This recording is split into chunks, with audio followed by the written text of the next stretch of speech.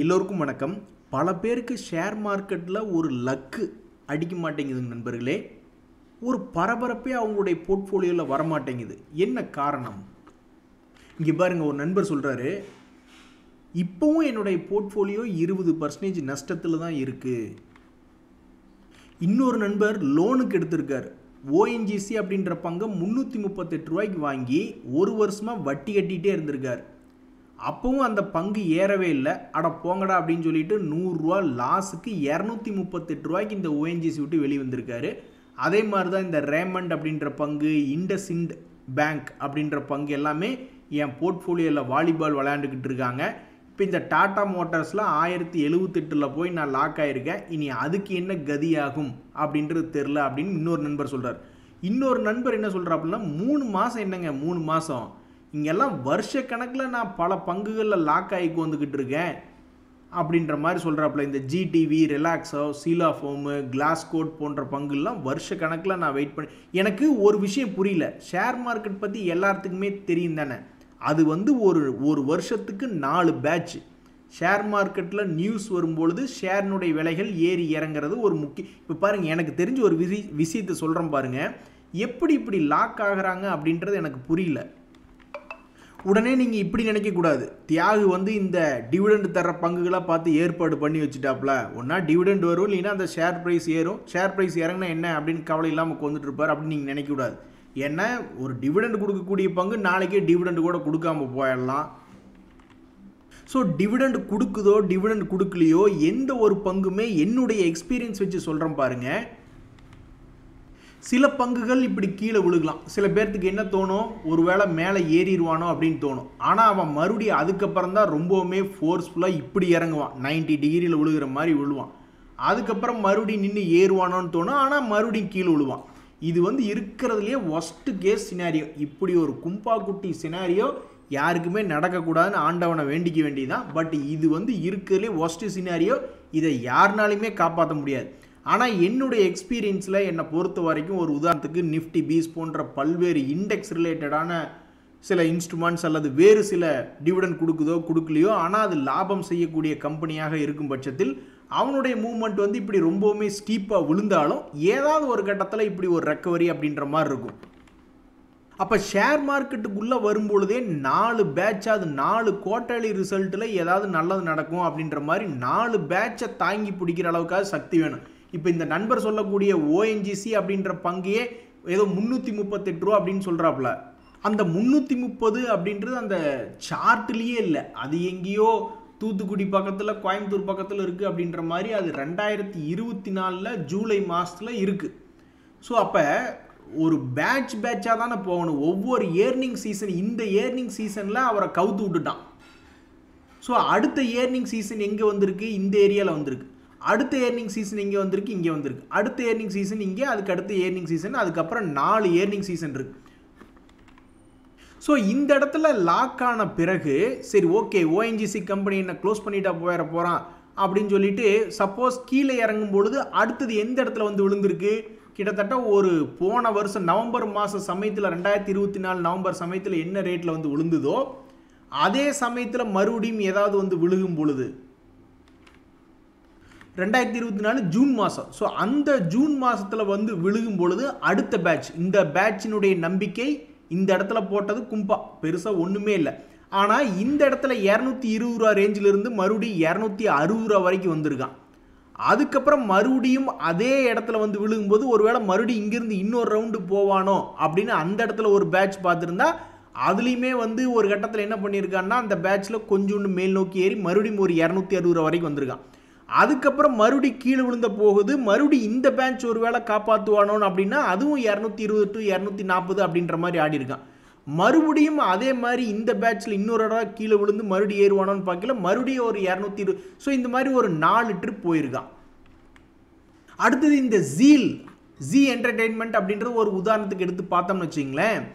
அவன் இப்போ 116 ரூபாயில் ட்ரேட் ஆகிட்டு இருக்கான். ஐயாப்பா, என்ன ஒரு கொடுமையான ஒரு சரிவு பார்த்தீங்களா நண்பர்களே. 500 ரூபா ரேஞ்சிலிருந்து கண்டமேனிக்கு சரிஞ்சிருக்கான். பட் இந்த பங்குமே இவர் எந்த ரேஞ்சில் போய் மாட்டிக்கிட்டாருன்னு தெரில. ஆனால் இவன் எவ்வளவு முறை எத்தனை தடவை எட்டி கூச்சிக்காம பாருங்க. இந்த இடத்துலயே ஒருத்தர் சிக்கியிருந்தாலும் தன்னுடைய வீழ்ச்சியின் போது அங்கிருந்து எத்தனை முறை அவன் கீழே வந்துட்டு விழுந்துறான். ஸோ ஒரே பேட்சில் போய் லாக் ஆகிறத விட இப்படி ஒவ்வொரு சப்போர்ட்லேயும் ஒருவேளை இந்த பேட்ச் தப்பிக்குமா, இந்த பேட்ச் தப்பிக்குமா, இந்த பேட்ச் தப்பிக்குமான்னு பார்த்துக்கிட்டே இருக்கும் பொழுது அது ஏதாவது ஒரு சமயத்தில் வந்து அவன் மறுபடி இப்போ கூட ஒரு 80 ரூபா ரேஞ்சுக்கு போனவன் 150 ரூபா ரேஞ்சுக்கு போயிருக்கான். ஸோ ஷேர் மார்க்கெட்டில் மேலும் மேலும் பணம் போடுறவங்க சக்தி இருக்கிறவங்க தான் ஜெயிக்க முடியுது. ஃபஸ்ட்டு ஒரு பேட்ச் போடுறாங்க, அதில் ஒன்றும் பிரயோஜனம் இல்லை அப்படின்னா அடுத்த பேட்ச்சு, அதுலேயும் பிரயோஜனம் இல்லைன்னா அடுத்த பேட்ச்சு, அதுலேயும் பிரயோஜனம் இல்லைன்னா இப்படி பேட்சாக தான் போக வேண்டியதாக இருக்குது. ஒரு ட்ரேடர் உள்ளே வர்றாரு, ஒரு இன்வெஸ்டர் உள்ளே வர்றாருன்னா அவர்கிட்ட ஒரே ஒரு விஷயம் மட்டும்தான் கண்ட்ரோலில் இருக்குது. என்னென்னா ஒரு நல்ல ஸ்டாக்காக பார்த்து செலக்ட் பண்ணுறது, லாபம் செய்யும் ஸ்டாக்காக பார்த்து செலக்ட் பண்ணுறது மட்டும்தான் அவர்கிட்ட கண்ட்ரோல் இருக்குது. மற்றபடி ஒரு ஷேரினுடைய விலை ஏறி இறங்குவது அவருடைய கண்ட்ரோல் இல்லை. இறங்கும்போது நீ என்ன செஞ்ச, ஏறும்போது நீ என்ன செஞ்ச. ஒரு உதாரணத்துக்கு இந்த ஜீல் அப்படின்ற பங்கு இந்த இடத்துல இறங்கியிருக்குன்னா இந்த இடத்துல நீ என்ன செஞ்ச. மறுபடியும் அங்கிருந்து கொஞ்சம் நாள் கழிச்சு ஒரு 3 மாதம், ஒரு 3 மாதம் அல்லது ஒரு 6 மாதம் கூட இல்லாமல் எப்படிங்க ரிசல்ட் கிடைக்கும். ஸோ மேலே வரும்போது என்ன செஞ்ச, மறுபடியும் கீழே வரும்பொழுது என்ன செஞ்ச, மறுபடியும் மேலே வரும்பொழுது என்ன செஞ்ச அப்படின்றதான் ஸ்டாக் மார்க்கெட். இங்கே பாருங்கள், இன்னொரு நண்பருமே ஒரு சூப்பரான ஒரு அப்டேட் கொடுத்துருக்காப்புல. அதாவது சமீபத்தில் ஜீரோதா என்பது என்ன பண்ணியிருக்குது அப்படின்னா, நீங்கள் இன்னொரு டெபாசிட் அக்கௌண்ட்டு கூட செகண்டரி டெபாசிட் அக்கௌண்ட்டு கூட ஓப்பன் பண்ணிக்கலாம். ஸோ நீங்கள் ட்ரேடிங் சைடு ஒன்றை வச்சுக்கிட்டு அதுக்குள்ளேயே நீங்கள் லாங் டேர்முக்கு பண்ணிக்கிட்டு இருந்தீங்கன்னா ஒரு மாதிரி கன்ஃபியூஷனாக இருக்கும். அதே மாதிரி அதுக்கு பொதுவாக லாங் டேர்முக்குன்னு வாங்கி வச்சது எதுவும் டிஸ்டர்ப் பண்ணாமல் இருக்கணும்னா அதுக்கு தனியாக நீங்கள் ஒரே ட்ரேடிங் அக்கௌண்ட்டு தான், ஆனால் அதில் செகண்டரி டிமேட் அக்கௌண்ட் ஒன்று ஓப்பன் பண்ணிக்கலாம் அப்படின்ற மாதிரி சொல்லி இதெல்லாம் நான் முதல்ல ஒரு இடம் யோசிச்சுட்டு இருந்தேன். அதாவது ட்ரேடிங் தனியாக லாங் டேர்ம் தனியாக பிரிச்சுக்கிட்டோம்னா அந்த லாங் டேர்ம் ஸ்டாக்குகளை பார்க்கவே கூடாது அப்படின்ற மாதிரிலாம் நான் ஒரு இடம் யோசிச்சுட்டு இருந்தேன். ஸோ ஜீரோ தான் அந்த மாதிரி செயல்படுத்தியிருக்காங்க. இதன் மூலிமா நம்ம வேறு புரோக்கர்கிட்ட போய் அக்கௌண்ட் ஓப்பன் பண்ணி ஸ்ட்ரீம்லைன் பண்ணணும், இன்வெஸ்ட்மெண்ட்டை கேட்டகரியாக பிரிச்சுக்கணும் அப்படின்ற அவசியம் இல்லை. ஜீரோ தான் ஒரே பிளாட்ஃபார்ம்லேயே இந்த மாதிரி லாங் டேர்ம் தனியாக ஷார்ட் டேர்முக்கு தனியாக பிரிச்சுக்கிற மாதிரியெல்லாம் ஐடியாக்கள் இருக்குது. சிகப்பு நீங்கள் அப்படி ஒரு சிகப்பு அப்படின்னு ஒரு வருடத்திற்கும் மேலாக ஒரு மிகப்பெரிய ஒரு சிகப்பியாக வாழ்ந்துக்கிட்டு இருக்கிறதா இந்த இந்தியன் ஓவர்சீஸ் பேங்க் அப்படின்றதனுடைய ஷேர் ப்ரைஸ். அது எப்போவோ ஒரு தடவை தெரியாதனமாக 90 ரூபா வந்துட்டான்னு நினைக்கிறேன். அதுக்கப்புறம் தொடர்ந்து சரிவு ஆல்மோஸ்ட் 40 ரூபா. நம்ம கூட பேசிக்கிட்டு இருந்தோமே இப்படி ஒரு கொடுமை மட்டும் யாருக்கும் நடந்துடக்கூடாது அப்படின்னு. மனுஷன் 4 தடவை ஏவரேஜ் பண்ணிட்டாப்புல. ஆனால் இந்த 4 தடவை ஏவரேஜ் பண்ணி இது சிகப்பியாக இருந்து ஒரு குஜாலா ஸ்டேட்டுக்கே இன்னும் வரல.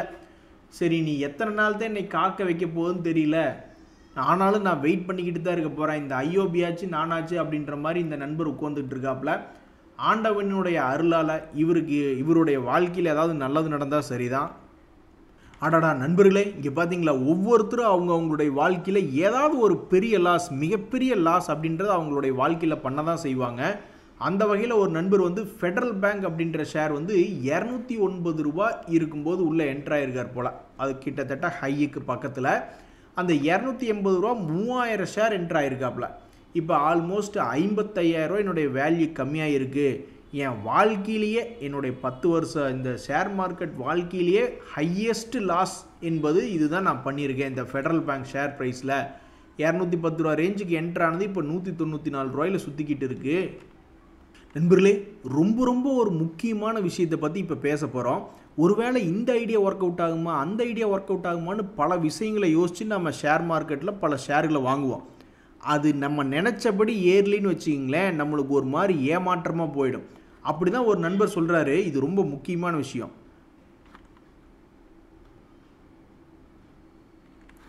ஷேர் மார்க்கெட்டில் ஷேர்களை செலக்ட் பண்ணுறதுக்கு வேல்யூ கான்செப்ட்னு ஒன்று இருக்குது. ஒரு ஷேர் ஏறிட்டு இருக்கும் பொழுது அதனுடைய ஃபண்டமெண்டல் வேல்யூ படி இந்த ப்ரைஸ் சீப்பாக இருந்தால் தான் என்ட்ரு பண்ணுவோம், இல்லைன்னா வாய்ப்பே கிடையாது. என்றைக்காவது ஒரு நாள் நல்ல சீப் ரேட்டு கிடைக்கும் போது தான் என்ட்ரு ஆகும் அப்படின்னு ஒரு குறிப்பிட்ட இன்வெஸ்டர்ஸ் மார்க்கெட்டுக்குள்ளே இருக்கிறாங்க. அப்படி தான் இந்த நண்பர் வந்து ஸ்ட்ரிக்டாக வேல்யூவேஷன் பேராமீட்டர் படி, இவர் என்ன வேல்யூவேஷன் பேராமீட்டர் யூஸ் பண்ணுறாருன்னு தெரில, பட் பெரும்பாலும் வேல்யூவேஷன் பேராமீட்டரில் பார்த்தீங்கன்னா எனக்கு வந்து பிஇ ரேஷியோ வந்து உலக அளவில் வந்து 20க்கு கீழே இருந்தால் தான் ஒரு நல்ல சீப்பான ஸ்டாக் அப்படின்னு உலக அளவில் ஒரு மைண்டில் வச்சுருக்காங்க.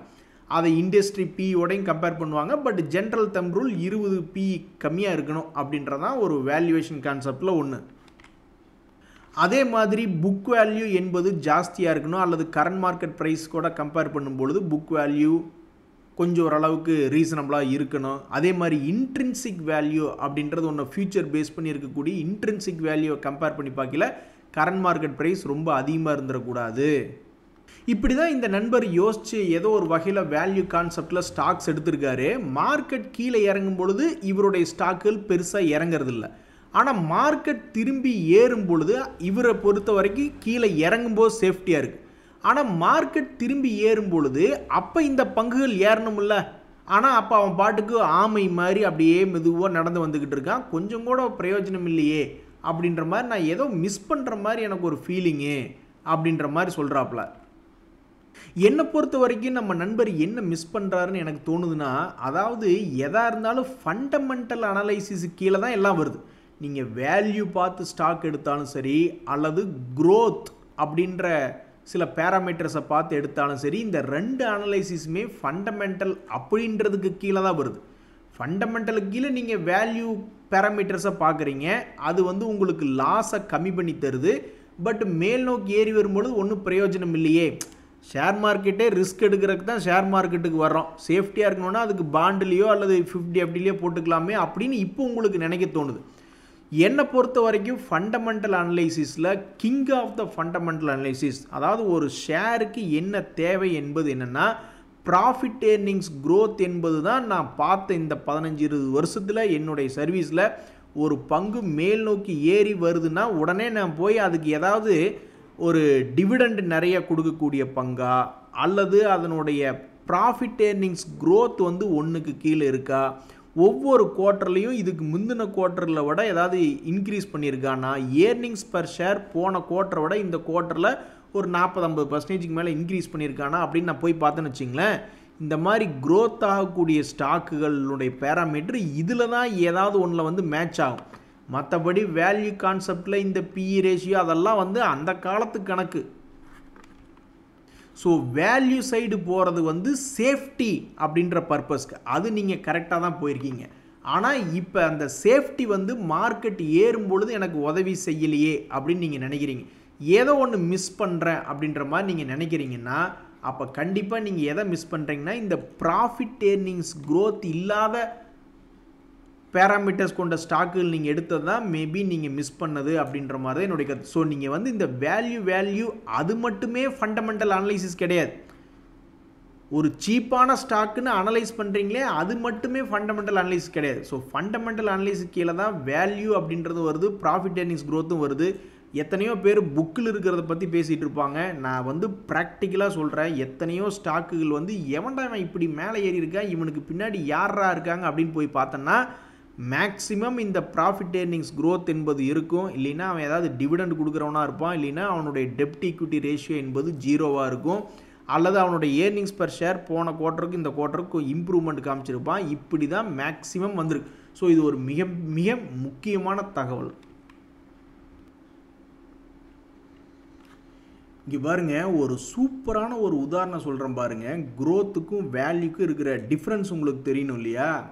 இந்த ஐடிசி லிமிடெட் அப்படின்ற பங்கும் இந்த காட்ஃப்ரே பிலிப்ஸும் கிட்டத்தட்ட ஒரே மாதிரி பிஸ்னஸ், சிகரெட் விற்கிற பயலுக்கு தான். இதில் இந்த காட்ஃப்ரே பிலிப்ஸ் இந்தியா அப்படின்ற பங்கு எடுத்து பார்த்தீங்கன்னா கடந்த 3 வருஷத்தில் 2000 ரூபா இருந்த பங்கு 10,000 ரூபா போயிருக்கு. நம்ப முடியுதா? இதே இந்த ஐடிசி நீங்கள் போய் பார்த்தீங்க எல்லாம் ஓகே, அவனுடைய வேல்யூ பர்ஸ்பெக்டிவில் ஸ்டாக் பிஇ என்பது இண்டஸ்ட்ரி பிஇ விட கம்மியாக இருக்குது, எல்லாம் ஓகே.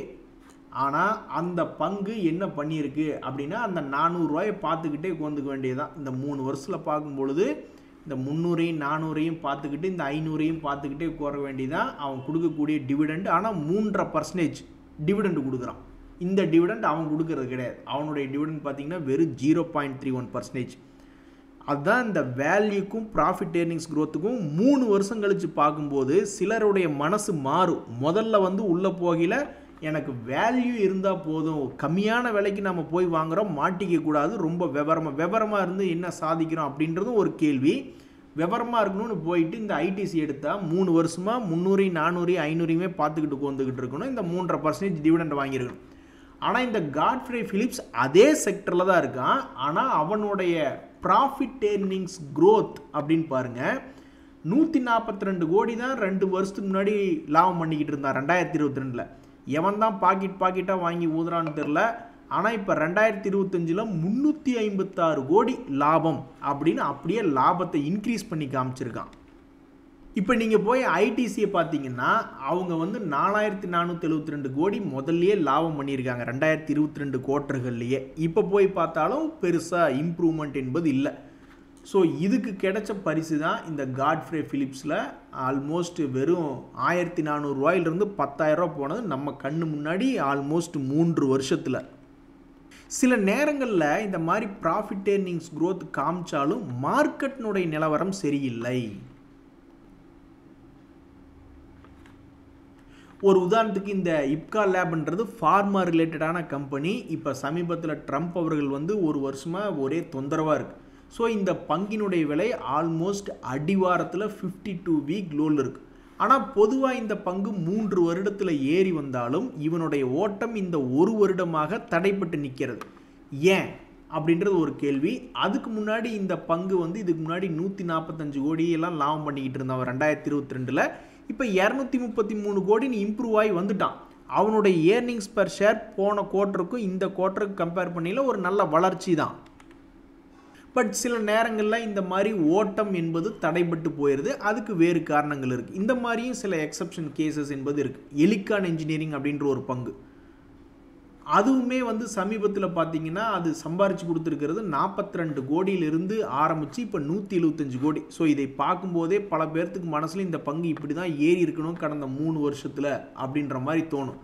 அதுக்கு தகுந்த மாதிரி தான் அவனும் பண்ணியிருக்கான். ஆனால் கடந்த ஒரு வருடமாக சம் ப்ராப்ளம், மார்க்கெட்டினுடைய சூழ்நிலை சரியில்லாதனால அந்த ப்ராஃபிட் ஏர்னிங்ஸ் க்ரோத் என்பது கடந்த ஒரு வருடத்தில் அவனுக்கு பெருசாக உதவி செய்யாமல் சைட்வேஸ்குள்ளே விளையாண்டுக்கிட்டு இருக்கான். ஸோ உங்கள் சைடு நீங்கள் யோசிச்சுக்க வேண்டியது, நீங்கள் மறுபடி கோல் போஸ்ட் இந்த இடத்துல நீங்கள் கோல் போஸ்ட் வச்சு எங்கே கோல் அடின்னு சொல்லிவிட்டு அப்புறம் நீங்கள் அடிக்க வர நேரத்தில் கோலை போஸ்ட்டு தூக்கி இந்த பக்கம் வச்சுக்கிட்டு என்ன சொல்கிறது. ஸோ நீங்கள் ஃபஸ்ட்டு வந்து வேல்யூ, எனக்கு வந்து டிவிடெண்ட் போதும், அந்த ஸ்டாக் வந்து லாஸ் வரும்பொழுது மார்க்கெட்டே குப்பரை உழுகும் பொழுது எனக்கு லாஸ் கம்மியாக வரணும் அப்படின்ற மாதிரி ஒரு கட்டத்தில் வேல்யூ கான்செப்டில் ஸ்டாக்ஸ்குள்ளே போயிட்டு அதுக்கப்புறம் அருமையான லாபம் வந்திருக்கே சில பங்குகளில், ஆனால் இதில் ஒன்றும் விஷயமே இல்லையே அப்படின்னு நீங்கள் நினைக்கும் பொழுது உங்களுடைய அப்ஜெக்டிவை தான் நீங்கள் மாற்றுறீங்க. ஸோ என்னை பொறுத்த வரைக்கும் ஷேர் மார்க்கெட்டில் எது கிங்கு, யார் இப்போ சம்பாரிச்சிருக்கா அதிகமாக அப்படின்னா இந்த மாதிரி ப்ராஃபிட் ஏர்னிங்ஸ் க்ரோத் இருக்கக்கூடிய பங்குகள் தான் நிறைய பேர் பார்க்குறாங்க. ஆனால் இதில் என்ன ரிஸ்க்குனா அவன் டிவிடெண்டும் உருப்படியாக ஒன்றும் பெருசாக தரமாட்டான், கீழே விழுந்தாலும் மறுபடியும் எந்திரிப்பானான்னு தெரியாது. ஸோ இதில் போட்ட பணத்துக்கு பல பிரச்சனைகள் வருமா அப்படின்ற மாதிரி சில கான்செப்டுகள் இதில் இருக்குது. இதில் வந்து என்னென்னா மார்க்கெட் ஏறினாலும் இவன் ஏறுவானான்னு தெரியாது. ஆனால் அவன் கொடுக்கக்கூடிய சில டிவிடெண்டுகளோ அல்லது எடுத்த ப்ரைஸ் எப்படியோ ரொம்ப கம்மியான ப்ரைஸுக்கு எடுத்திருக்கேன்ப்பா, அது ப்ரைஸ் 3 வருஷமாக ஏறலினாலும் எடுத்த ப்ரைஸ் என்னமோ கம்மியாக இருக்குது, ஆனால் அதை விட்டு பெருசாக இறங்கல அப்படி. ஸோ ரெண்டுக்குமே டிஃப்ரெண்ட்டான அணுகுமுறை. அப்போ தியாகு, நீ வந்து டிவிடெண்ட் கொடுக்குற பங்குகளை எடுத்து வச்சுக்கிட்டு இந்த வியாக்கியானம் நீ பேசிக்கிட்டு இருக்கியா அப்படின்னா அப்படி கிடையாது. என்றைக்கு வேணாலும் டிவிடெண்டை நிறுத்தி மார்க்கெட் ரிஸ்க் வந்து என்னை நடு ரோட்டில் கூட நிறுத்த வைக்கலாம். நன்றி, வணக்கம்.